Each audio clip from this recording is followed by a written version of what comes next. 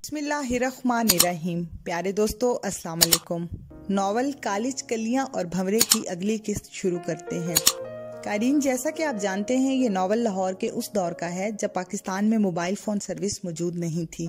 कारीन की सहूलत के लिए अब इस तहरीर को यूट्यूब की शक्ल में भी पेश किया जाता है। इजाज का नाम पर्चे से खारिज कर दिया गया क्योंकि मकतूल को जब इजाज के कॉलेज के हॉस्टल में पकड़कर तशद्दुद का निशाना बनाया गया था तो इजाज ने ही उसको छुड़ाया। ये बात मकतूल अपनी तंजीम और वर्सा को पहले ही बता चुका था, इसलिए उनके दिल में एक नरम गोशा इजाज के लिए मौजूद था। इस वजह से इजाज की जान छूट गई और ये मामला खत्म हुआ। अगले दिन एक नई बात सामने आ गई। अपने कॉलेज की यूनियन में इजाज खर्चा करके अपने वफादार पैदा कर चुका था। उनमें से एक लड़का तलत, जो असद का करीबी दोस्त था, उसकी जुबानी इजाज को पता चला कि पिछली शाम को असद ने ही गुमनाम फोन के जरिए मुखालिफ पार्टी को इजाज का नंबर दिया था। इसी वजह से वो रात को फोन नंबर से एड्रेस मालूम करके हमला करने के लिए आए थे। असद ने ये इसलिए किया था कि इजाज पर हमले की सूरत पर इजाज को नुकसान पहुंच सकता था या इजाज मुश्तिल लड़कों के हाथों कत्ल हो जाता। यूं बराबर पर्चा होने पर और बराबर कत्ल होने पर फौरी सुलह हो जाती। इस तरह असद की जान की खलासी हो जाती। ये बात बताने से पहले तलत ने इजाज से कसम ली थी कि वो किसी सूरत में ये ना बताए कि उसने सही सूरत हाल बताई है। मकतूल के वर्सा से सुलह के दौरान इजाज ने रात वाले हमरा आवलों को माफ कर दिया। अलबत्ता उनमें से जख्मी होने वाला बहुत सारी वारदातों में मतलूब था। उसको पुलिस ने ना छोड़ा और दूसरों पर सिर्फ नाजायज असलहा का पर्चा डाल दिया। इजाज 302 के पर्चा से साफ तौर पर बच गया। अगले दिन वो अपनी कोठी पर मौजूद था कि सुबह ही सुबह असद का फोन आ गया।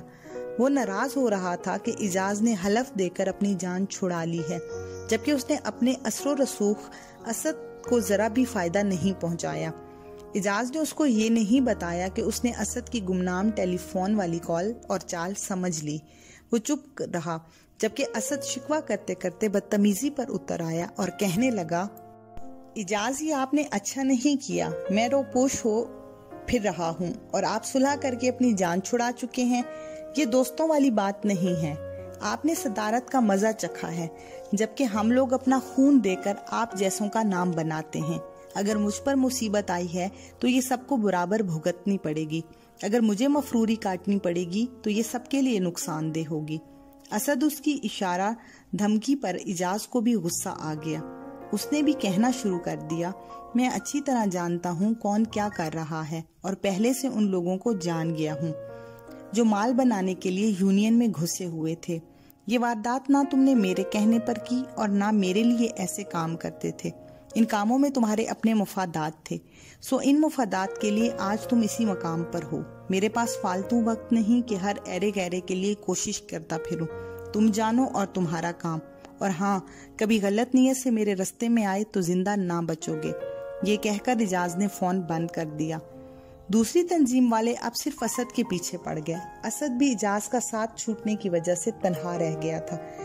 यूनियन के अक्सर लड़के उसके साथ ना थे, अलबत्ता हमाद और असलम उसका भरपूर साथ दे रहे थे। असद का ठिकाना अब तब्दील हो चुका था। असद इलाके गैर की तरफ निकल गया। मिनिस्टर के टेलीफोन के साथ ही वो गुलिस्तान खान के पास पहुंच गया और वहां चंद दिन खूब अय्याशी करता रहा। फिर उसको मिनिस्टर के बुलावे पर लाहौर आना पड़ा। अब तक दाढ़ी बढ़ जाने की वजह से उसकी सूरत पहचानी नहीं जाती थी। वो लाहौर पहुंचा तो उसने अपने घर फोन किया ताकि पता चले कि उसका छोटा भाई पुलिस की हिरासत में है। वो बंद कमरे में पड़ा कुढ़ता रहा।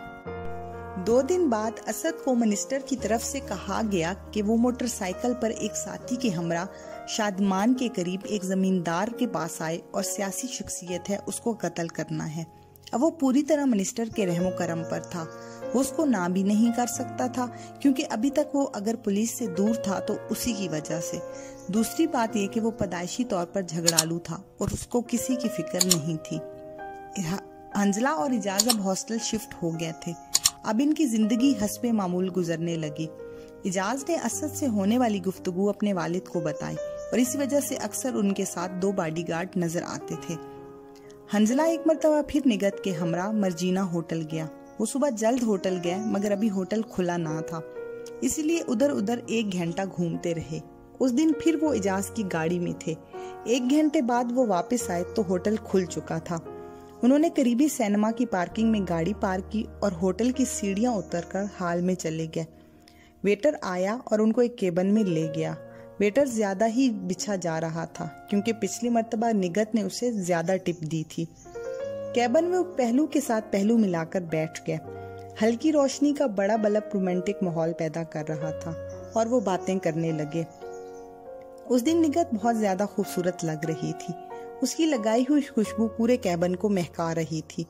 उसने हंजला से शिकायत की कि वो उसको सही वक्त नहीं देता। हंजला ने उसको बताया कि पिछले दिनों इजाज के मसाइल में घिरा हुआ था, इसलिए ज्यादा वक्त ना दे सका। इन्हीं बातों के दरमियान वेटर आ गया। वो वहां पर गालबन एक ही वेटर तमाम केबिन में खाना पहुंचाता और ऑर्डर लेता था। इसी वजह से उनके आने वाले जोड़े ज्यादातर लोगों के सामने आने से झिझकेंगे। वेटर आते ही हार्डबोर्ड के केबिन पर उंगली की हल्की सी ठोकर से खटखटाता, फिर अंदर से यस की आवाज आती तो पर्दे को एक साइड पे करके अंदर दाखिल हो जाता। वेटर के आने पर हंजला ने ऑर्डर दिया और चला गया। उसके जाने के बाद वो फिर दोनों बातों में मसरूफ हो गए। निगत कहने लगी, हंजला, आप आईने में खुद को देखते तो होंगे, अपने चेहरे को और अपने जिस्म पर आशिक हो जाते होंगे। आपका दराज कद, खूबसूरत भूरे बाल और इतना प्यारा जिस्म, वाकई ही आप बहुत खूबसूरत हैं। वाकई ही सच कहते हैं कि खूबसूरत लोगों को अल्लाह ताला मोहब्बत से बनाता है। मैं खुद पर इतना फख्र करती हूँ कि कुदरत ने इतने खूबसूरत इंसान का मुझे साथ दिया। वो इसकी बातों के दरमियान बोलने लगा। निगत ने उसे चुप करा दिया और कहने लगी पहले वो अपनी बात मुकम्मल कर ले, और उस वक्त चुप हुई जब वो अपनी बात पूरी कर चुकी। उसकी बात खत्म होते ही हंजला ने कहा, देखो ये सब तुम्हारे प्यार की वजह से है। मैं इतना खूबसूरत नहीं हूँ, ये मुझे अच्छी तरह मालूम है, मगर तुम्हारा दिल इस कदर खूबसूरत और प्यारा है कि इसको हर चीज प्यारी लगती है। प्यारे लोगों को चीजें खूबसूरत ही लगती हैं। मैं भी तुम्हारी बातें याद करके बहुत महफूज होता हूँ। तुम्हारी मीठी मीठी और प्यारी बातें तुम्हारी तमाम अदम मौजूदगी में मेरा भरपूर साथ देती हैं। तुम बहुत अच्छी हो, वाकई ही बहुत अच्छी। मैं काफी अरसे से लाहौर में रह रहा हूँ, मगर मुझे लाहौर पहले इतना खूबसूरत नहीं लगा जितना तुम्हारे मिलने के बाद लगने लगा। और ये वाकई ही तुम्हारा साथ है और ये लम्हात किसी नेमत से कम नहीं है। वो बातें करते करते चुप हो गया। निगत उसके चेहरे की तरफ देख रही थी और मुस्कुरा रही थी।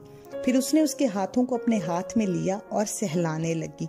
एक दूसरे के लम्स को महसूस करके एक अजीब से सुरूर में खो गया। निगत एक हाथ उसके हाथ पर रखकर दूसरे हाथ से उसके बाजू पर फेरने लगी। फिर वो इसके बालों में हाथ से कंघी करने लगी। उसे हंजला का चेहरा बहुत भला लग रहा था। निगत की आंखें उसके चेहरे पर पैवस्त थीं। वो हंजला के बालों से हाथ फेरती हुई उसके चेहरे पर ले आई। वो बड़े प्यारे अंदाज में हाथ फेर रही थी और अब भी उसके हाथ को महसूस करके हंजला कहीं खो गया था। उसको ये ख्वाब लगने लगा था। ये उसके साथ पहली मर्तबा हो रहा था। अब वो फितरी तौर पर शराब को पी रहा था, जो कि इंसान कुदरती तौर पर शुरू से पीता आया है। फिर निगत ने उसको आंखें खोलने को कहा। उसने आंखें खोली तो वो उसकी नीली नीली आंखों को बगौर देखने लगी। इसको वो आंखें बहुत प्यारी लग रही थी। उसने एक लम्हे के लिए सोचा, उसकी आंखों पर अपने होंठ रख लिए। हंजला ने उनको हटाना चाहा, मगर ये ख्वाहिश उसके दिल में रह गई क्योंकि वो बेसुध सा हो गया था। वो अपने हाथों को जुम्बिश भी ना दे सका। फिर उसने अपने तमाम कुव्वतें जमा करके अपने हाथों को उठाया और निगत को पीछे हटाया और बोला, देखो निगत, इस तरह ना करो। मेरे लिए खुद को कंट्रोल करना मुश्किल हो जाएगा और मैं आगे बढ़ता चला जाऊंगा। ये मुझे अच्छा लगा, मगर हम इसमें बहक जाएंगे। निगत जैसे नींद में बोली, बहक जाएंगे तो क्या हर्ज है? तुम कोई गैर थोड़ी हो, तुम तो मेरा अपना वजूद हो। मुझे ऐसा लगा मैं सदियों से प्यासी हूँ। मुझे कुआं मिल गया, तुम मेरी मंजिल हो। मैं मंजिल पर पहुंच चुकी हूँ। निगत बोलते हुए संभल गई थी, मगर अभी तक उसका दिल संभलने पर खुश ना था। वो बोला अंगड़ाई लेते हुए, क्या आप मुझे गैर समझते हैं? चलो मैं आपकी खुशी खुशी में खुश हूँ। ये कहकर वो चुप हो गई, मगर उसने फिर उसके हाथों को अपने हाथों में लिया। हंजला भी इस कैफियत से मुकम्मल तौर पर संभल गया। फिर बोला, तुम्हारी बातें अपनी जगह दुरुस्त हैं, मगर हमें अपनी हदूद में रहना चाहिए। मेरा दिलो दिमाग मुतमईन नहीं है। मुझे ज्यादा आगे बढ़ना अच्छा नहीं लगता। वो इन्हीं बातों में मसरूफ थे कि साथ वाले कैबिन की आवाज से चौंक गए। साथ वाले कैबिन से आवाज आई, सर आप ये क्या कर रहे हैं? आपने तो कहा था कि सिर्फ चाय पियेंगे। इस आवाज के साथ और भी आवाजें आ रही थी। वो किसी हद तक तो समझ आती थी और किसी हद तक नहीं। हंजला और निगत एक दूसरे को देखकर मुस्कुराने लगे।